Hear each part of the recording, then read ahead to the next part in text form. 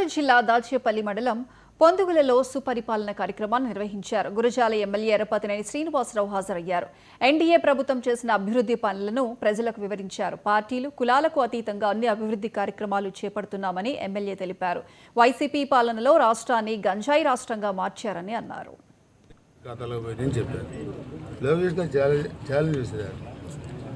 ఏ ఖాతా నుంచి నా ఖాతాకి వచ్చాయో మీరు చెప్పండి, లేకపోతే ముడుచుకొని కూర్చోండి అని చెప్పారు. ముడుచుకొని కూర్చున్నారు ఇంట్లో. అక్కడ కూడా అంటే ఒళ్ళు బలిసిన వ్యవహారం, తప్పుడు ప్రచారం, మానవత్వం లేకుండా మాట్లాడే విధానం, ఒకరికి ఇచ్చి మేమందరికి ఇచ్చామన్నారు. ఈరోజు ఏ గ్రామం పోయినా ఎంతమంది పిల్లలకు ఉంటే అంతమంది పిల్లలకి మనం ఇచ్చాం. అదేవిధంగా పెన్షను 4,000కి పెంచాం, దివ్యాంగులకి 6,000, అదేవిధంగా తలసమయ బాధితులకి 10,000, పూర్తి అంగవైకల్యం ఉన్న వాళ్ళకి 15,000. ఇప్పుడు నేను పెద్దవాళ్ళతో మాట్లాడాను.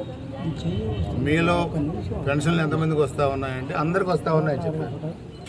14లో ఎంత ఉంది పెన్షను? చంద్రబాబు గారు ముఖ్యమంత్రి అయ్యేసరికి రాష్ట్ర విభజనప్పుడు 200 రూపాయలు.